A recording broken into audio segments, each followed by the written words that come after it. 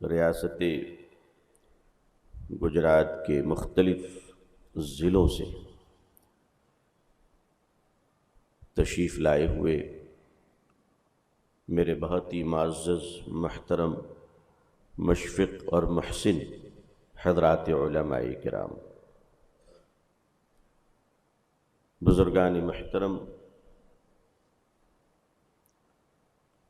نوجوانان اسلام، عزیزان گرامی،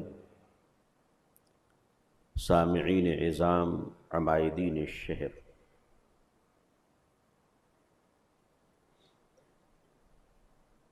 ہمارے نقیب محترم چراغوں کا بدل ڈھونڈ رہے تھے۔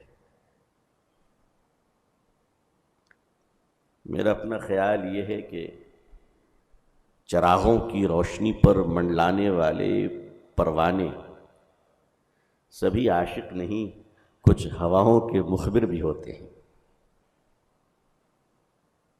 تو ہم لوگوں کو ذرا سنبھل کر رہنا چاہیے،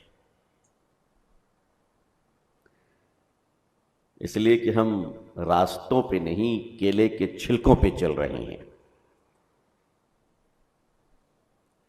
صرف پھسلنے کا خطرہ نہیں، کمر کی ہڈی کے ٹوٹ جانے کا بھی خطرہ ہے۔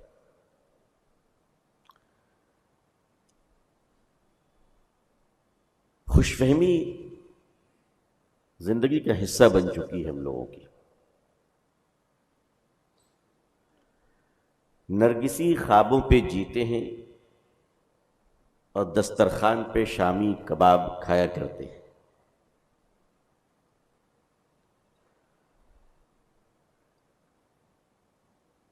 اس وقت جو اتھل پتھل چل رہی ہے،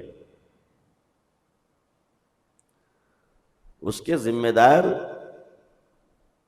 جتنے اغیار ہیں، اس کے کم معاون ہم لوگ نہیں ہیں، ہم لوگ بھی اس کے بڑے معاون ہیں۔ دیکھیے، باہر کی روشنی کافی نہیں ہے جب تک کہ اندر کی روشنی نہ ہو، اور کلہاڑی اس وقت تک لکڑی کو کاٹ نہیں پاتی ہے جب تک کہ کلہاڑی میں لکڑی کا دستہ نہیں ہوتا ہے۔ تو لکڑی کا جب کوئی دستہ ہوتا ہے تب پیڑ کے کٹنے کا رستہ ہوتا ہے۔ میں ایک ایسی دیوار پر بیٹھتا ہوں جہاں دونوں طرف جھانکتا ہوں تو میں کیا دیکھتا ہوں؟ ادھر خریدار بیٹھے ہیں، ادھر بکنے والے بیٹھے ہیں۔ میں یقین کے ساتھ آپ کو نہیں کہہ سکتا کہ اس وقت ملک میں ہم جیسے لوگ کون کہاں کس کی غلامی میں بیٹھا ہوا ہے۔ تھوڑا برداشت کر لیجئے گا مجھے آپ لوگ، کیونکہ مجھے نہیں لگتا کہ اتنی ہمت سے کوئی اس لب و لہجے میں آپ کو دوسرا کوئی بتا دے سچائی۔ میں آپ کو خوش فہمی سے اور خوابوں کی دنیا سے باہر لانا چاہتا ہوں۔ کون کہاں بیٹھا ہوا ہے یہ کہنا بہت مشکل ہے۔ اس وقت نہ عقیدے کی بات ہو رہی ہے، نہ ملت کی بات ہو رہی ہے، نہ دین کی بات ہو رہی ہے، صرف اور صرف مفادات کے تحفظ کی بات ہو رہی ہے۔ یا آپ اپنے دل پہ نقش کر لیجئے، اس امید پر نہ بیٹھیے کہ کوئی دست محبت و شفقت آپ کے تعاون نصرت کے لیے آنے والی ہے۔ نہیں، اپنا انتظام خود کر لیجئے، خود کر لیجئے۔ اسی لیے کہتے ہیں کہ جب اللہ تعالیٰ عروج بخشے تو نمک کم کھایا کرو تاکہ زوال کے دنوں میں پانی پینے کی نوبت زیادہ نہ آئے۔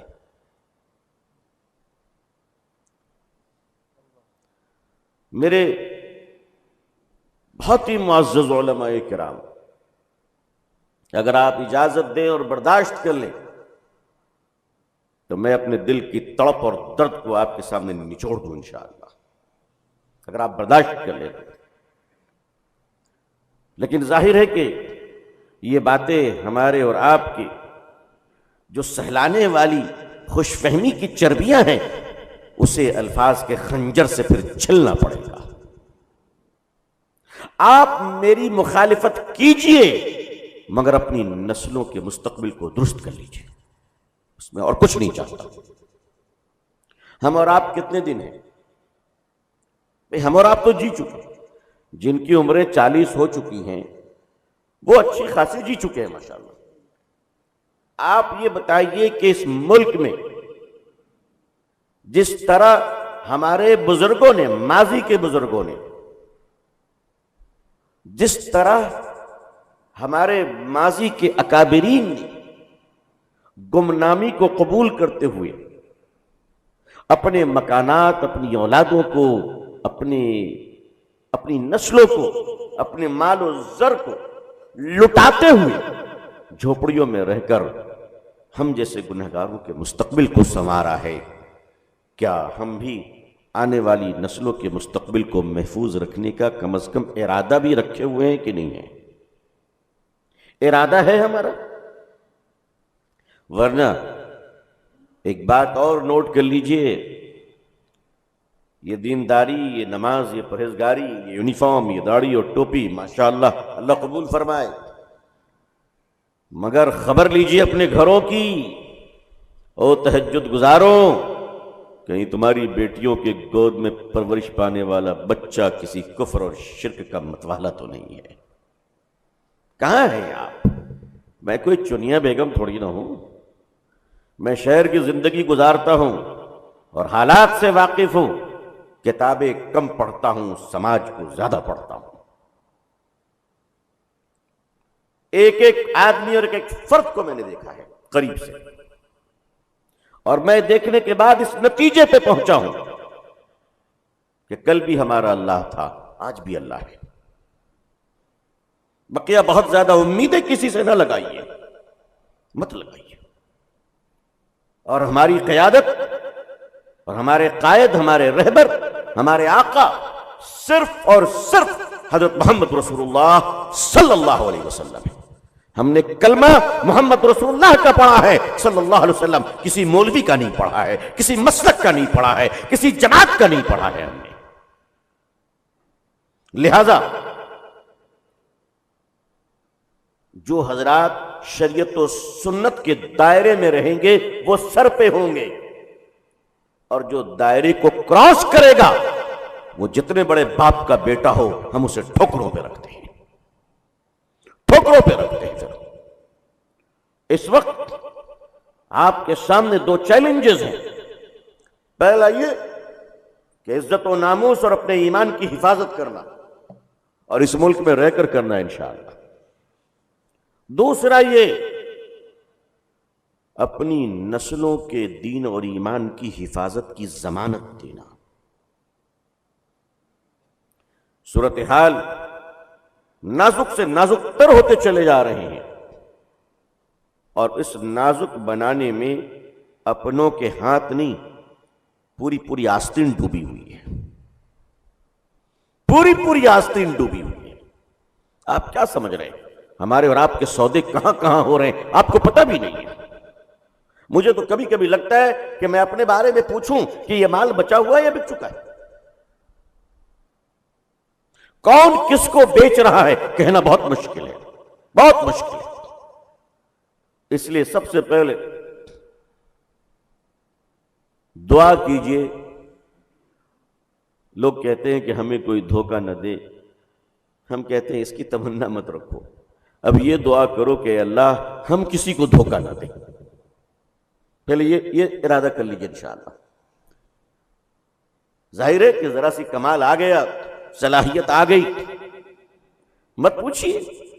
کوئی مسلح بیچ رہا ہے، کوئی مقتدی بیچ رہا ہے، کوئی خواب بیچ رہا ہے، کوئی آنسو بیچ رہا ہے، کوئی بیماری بیچ رہا ہے، کوئی تقوی بیچ رہا ہے، کوئی پرہیزگاری بیچ رہا ہے، کوئی خاندان بیچ رہا ہے، کوئی آبا و اجداد بیچ رہا ہے. بولو بیچ رہا ہے کہ نہیں بیچ رہا ہے؟ دعائیں بیچ رہے ہیں دعاؤں کے تاجر، دعائیں بیچ رہے ہیں دعاؤں کے تاجر. گر دعا نہ خریدو گے تو بد دعا دیں گے. میرے علماء کرام، خواب خرگوش سے باہر آ جائیے، اس لیے کہ آپ کے دروازے پہ لگی ہوئی ہے۔ میں سب سے زیادہ اگر فکر مند ہوں تو آنے والے 25 سالوں کے بعد مسلم نسلوں کے لیے فکر مند ہوں۔ حالانکہ میں جانتا ہوں کہ میں بہت چھوٹا آدمی ہوں، میں بہت چھوٹا آدمی ہوں، میری فکروں سے کیا ہوتا ہے، لیکن میں اتنا جانتا ہوں کہ میں مکھی ہی صحیح، لیکن اے مکھیوں، تمہاری بھی قیمت ہے۔ اگر سبزی تولنے والی ترازو پہ مکھی بیٹھ جائے تو چونی کا فرق نہیں پڑنے والا ہے؟ پڑنے والا بتاؤ؟ نہیں نا۔ لیکن اگر سونا تولنے والی ترازو پہ مکھی بیٹھ گئی تب کیا ہوگا؟ بھائی 15-16 ہزار کا تو فرق پڑ ہی جائے گا، بولو پڑے گا کہ نہیں پڑے گا؟ 15-16 ہزار کا فرق پڑ جائے گا۔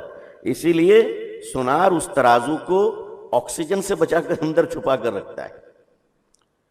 ہم میں سے کچھ ایسی مکھیوں کو تیار ہونا پڑے گا جو سونا تولنے والی ترازو میں بیٹھنے کی جرت رکھ سکے انشاءاللہ۔ پہلی بات، یہ جو باتیں میں عرض کر رہا ہوں، میں نے آپ سے عرض کیا کہ میں سہلانی کی گفتگو بالکل نہیں کر رہا ہوں، آپ سے دو ٹوک گفتگو، اور میں جانتا ہوں کہ ان گفتگو کی وجہ کر میں کتنی آنکھوں میں چڑھا ہوا ہوں، میں جانتا ہوں۔ میں یہ بھی جانتا ہوں کہ بعض لوگ گلے اسی لیے لگتے ہیں میرے کہ وہ سلیقے سے گلا دبا سکے، میں یہ بھی جانتا ہوں۔ اور آپ کو یہ بتا دوں، دعا کیجئے اللہ میری حفاظت فرمائے، مجھے خطرہ اگر ہے تو دین فروشوں سے ہے۔ اگر مجھے کسی طرح کا خطرہ ہے اس ملک میں تو میں آپ کو کھل کر بتا رہا ہوں کہ وہ خطرہ مذہبی تاجروں سے ہے۔ مذہبی تاجر جنہوں نے دین کو بیچا ہے، نسلوں کو، قوموں کو، امت کو بیچا ہے، ان سے خطرہ ہے، اور یہ خطرہ مول لینے کو تیار ہوں۔ لیکن میری قوم کے لوگوں، آپ جاگ جائیں، آپ اپنے تعلق سے فکر مند ہو جائیں، آپ کو کرنے کے کام کیا ہے۔